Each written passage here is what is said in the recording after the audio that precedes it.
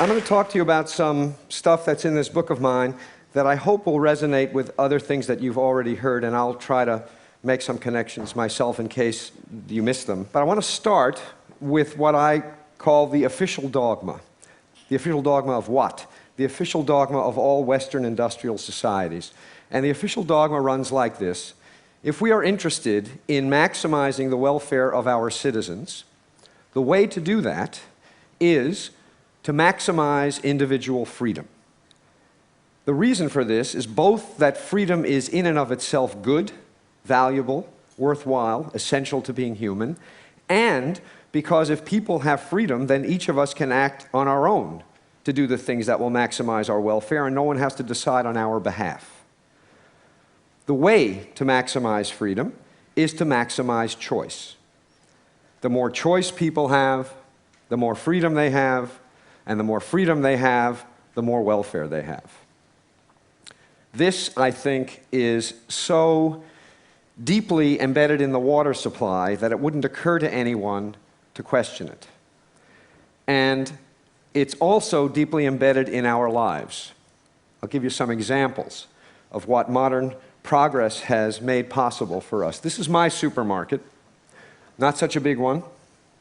I want to say just a word about salad dressing. 175 salad dressings in my supermarket. If you don't count the 10 extra virgin olive oils and 12 balsamic vinegars you could buy to make a very large number of your own salad dressings in the off chance that none of the 175 the store has on offer suits you.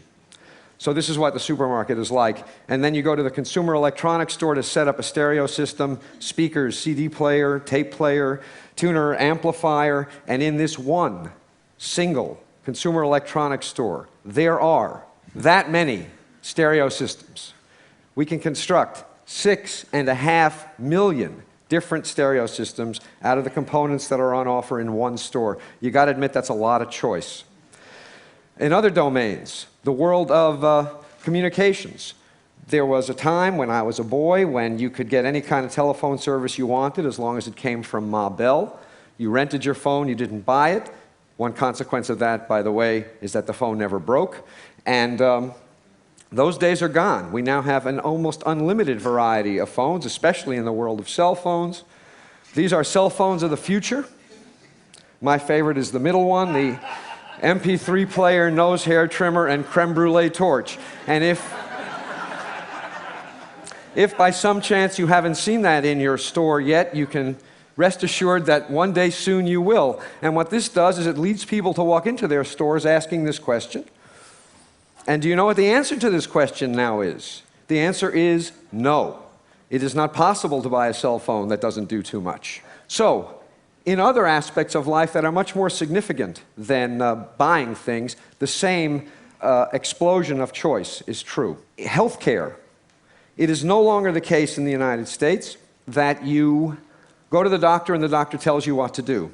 Instead, you go to the doctor and the doctor tells you, well, we could do A or we could do B. A has these benefits and these risks. B has these benefits and these risks. What do you want to do? And you say, Doc, what should I do? And the doc says, A has these benefits and risks, and B has these benefits and risks. What do you want to do? And you say, if you were me, doc, what would you do? And the doc says, but I'm not you. And the result is, we call it patient autonomy, which makes it sound like a good thing, but what it really is a shifting of the burden and the responsibility for decision-making from somebody who knows something, namely the doctor, to somebody who knows nothing and is almost certainly sick and thus not in the best shape to be making decisions, namely the patient. There's enormous marketing of prescription drugs to people like you and me, which if you think about it makes no sense at all since we can't buy them. Why do they market to us if we can't buy them? The answer is that they expect us to call our doctors the next morning and ask for our prescriptions to be changed. Something as dramatic as our identity is now become a matter of choice, as this slide is meant to indicate.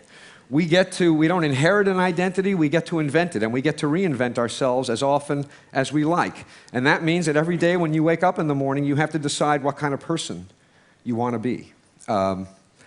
With respect to marriage and family, there was a time when the default assumption that almost everyone had is that you got married as soon as you could, and then you started having kids as soon as you could.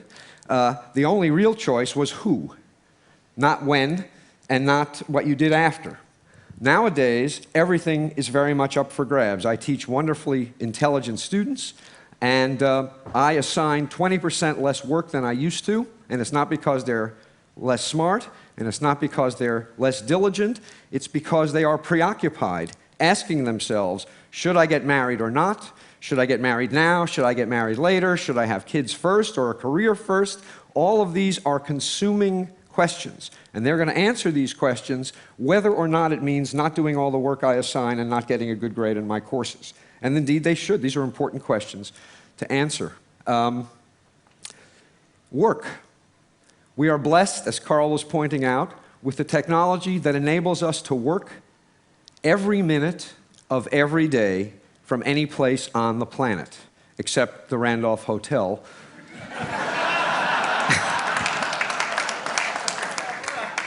There is one corner, by the way, that I'm not going to tell anybody about where the Wi-Fi works. I'm not telling you about it because I want to use it. So what this means, this incredible freedom of choice we have with respect to work, is that we have to make a decision again and again and again about whether we should or shouldn't be working. We can go to watch our kid play soccer, and we have our cell phone on one hip, and our BlackBerry on our other hip, and our laptop presumably on our laps. And even if they're all shut off, every minute that we're watching our kid mutilate a soccer game, we are also asking ourselves, should I answer this cell phone call? Should I respond to this email? Should I draft this letter? And even if the answer to the question is no, it's certainly going to make the experience of your kid's soccer game very different than it would have been. So everywhere we look, big things and small things, material things and lifestyle things, life is a matter of choice. And the world we used to live in looked like this. That is to say, there were some choices, but not everything was a matter of choice. And the world we now live in looks like this. And the question is this good news or bad news? And the answer is yes. We all know what's good about it, so I'm going to talk about what's bad about it. All of this choice has two effects, two negative effects on people. One effect, paradoxically, is that it produces paralysis rather than liberation. With so many options to choose from, people find it very difficult to choose at all. I'll give you one very dramatic example of this, a study that was done of investments in voluntary retirement plans. A colleague of mine got access to investment records from Vanguard, the gigantic mutual fund company of about 1 million employees in about 2,000 different workplaces. And what she found is that for every 10 mutual funds the employer offered, rate of participation went down 2%. You offer 50 funds, 10% fewer employees participate than if you only offer 5. Why?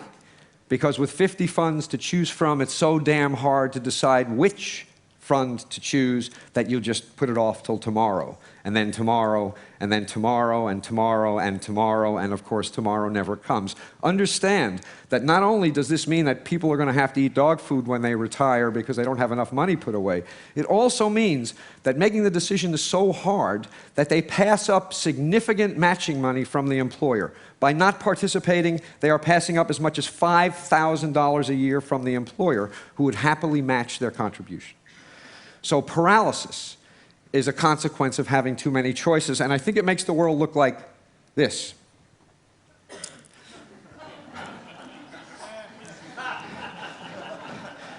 You really want to get the decision right if it's for all eternity, right? You don't want to pick the wrong mutual fund or even the wrong salad dressing. So that's one effect. The second effect is that even if we manage to overcome the paralysis and make a choice, we end up less satisfied with the result of the choice than we would be if we had fewer options to choose from. And there are several reasons for this. One of them is that with a lot of different salad dressings to choose from, if you buy one and it's not perfect, and you know what salad dressing is, it's easy to imagine that you could have made a different choice that would have been better. And what happens is this imagined alternative induces you to regret the decision you made, and this regret subtracts from the satisfaction you get out of the decision you made, even if it was a good decision. The more options there are, the easier it is to regret anything at all that is disappointing about the option that you chose. Second, what economists call opportunity costs. Dan Gilbert made a big point this morning of talking about how much the way in which we value things depends on what we compare them to. Well, when there are lots of alternatives to consider, it is easy to imagine the attractive features of alternatives that you reject that make you less satisfied with the alternative that you've chosen. Here's an example. For those of you who aren't New Yorkers, I apologize. But here's what you're supposed to be thinking. Here's this couple on the Hamptons. Very expensive real estate, gorgeous beach, beautiful day. They have it all to themselves. What could be better? Well, damn it, this guy is thinking, it's August. Everybody in my Manhattan neighborhood is away. I could be parking right in front of my building. And he spends 2 weeks nagged by the idea that he is missing the opportunity day after day to have a great parking space. Opportunity costs subtract from the satisfaction we get out of what we choose, even when what we choose is terrific. And the more options there are to consider, the more attractive features of these options are going to be reflected by us as opportunity costs. Here's another example.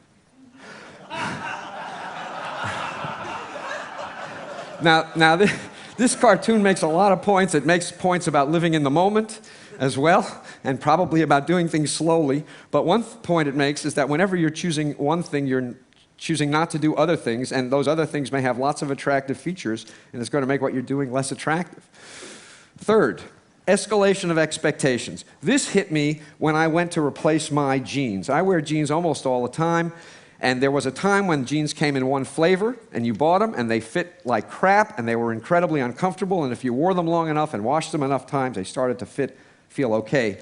So I went to replace my jeans after years and years of wearing these old ones, and I said, I want a pair of jeans, here's my size, and the shopkeeper said, do you want slim fit, easy fit, relaxed fit? You want button fly or zipper fly? You want stone washed or acid washed? Do you want them distressed? Do you want boot cut? Do you want tapered? Blah, blah, blah, on and on. He went, my jaw dropped, and after I recovered, I said, I want the kind that used to be the only kind.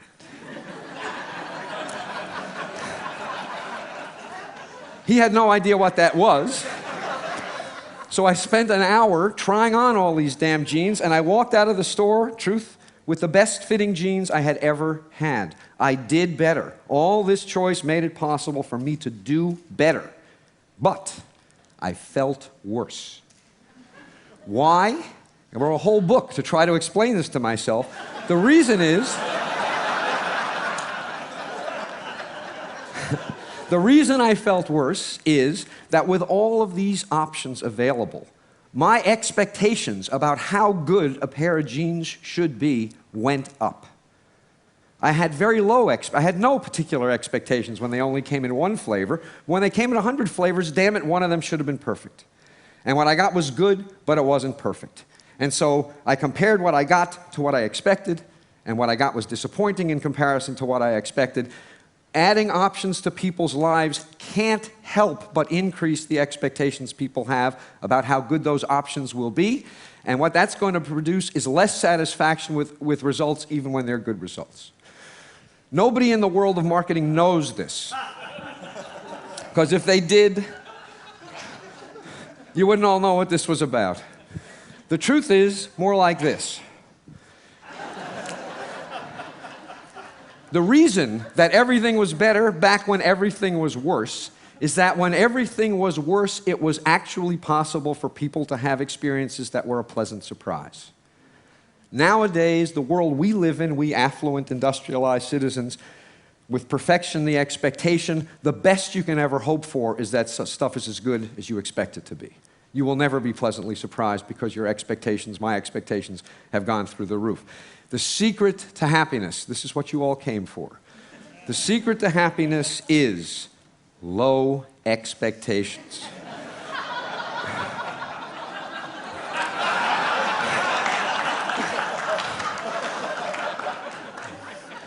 I want to say, just a little autobiographical moment, that I actually am married to a wife, and she's really quite wonderful. I couldn't have done better.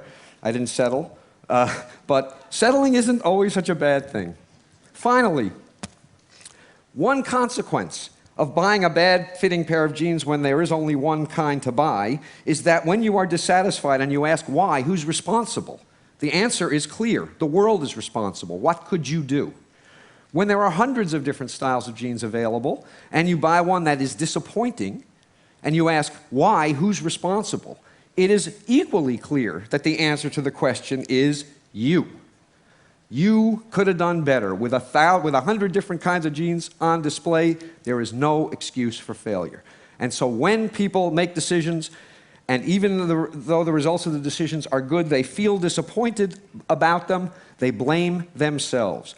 Clinical depression has exploded in the industrial world in the last generation. I believe a significant, not the only, but a significant contributor to this explosion of depression and also suicide is that people have experiences that are disappointing because their standards are so high, and then when they have to explain these experiences to themselves, they think they're at fault. And so the net result is that we do better in general, objectively, and we feel worse. So, let me remind you, this is the official dogma, the one that we all take to be true, and it's all false. It is not true.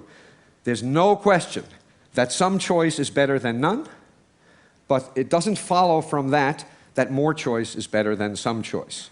There's some magical amount, I don't know what it is. I'm pretty confident that we have long since passed the point where options improve our welfare.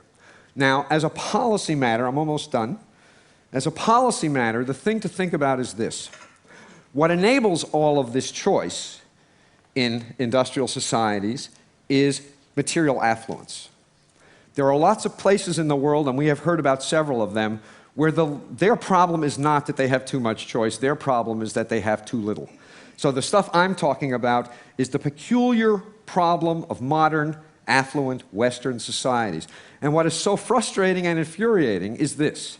Steve Levitt talked to you yesterday about how these expensive and difficult to install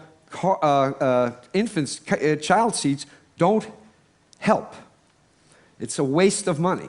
What I'm telling you is that these expensive, complicated choices, it's not simply that they don't help. They actually hurt. They actually make us worse off. If some of what enables people in our societies to make all of the choices we make were shifted to societies in which people have too few options, not only would those people's lives be improved, but ours would be improved also. This is what economists call a Pareto improving move. Income redistribution will make everyone better off, not just poor people, because of how all this excess choice plagues us. So, to conclude, you're supposed to read this cartoon and, being a sophisticated person, say, what does this fish know? You know, nothing is possible in this fishbowl. Impoverished imagination, a myopic view of the world, and that's the way I read it at first. The more I thought about it, however, the more I came to the view that this fish knows something. Because the truth of the matter is that if you shatter the fishbowl so that everything is possible, you don't have freedom, you have paralysis. If you shatter this fishbowl so that everything is possible, you decrease satisfaction.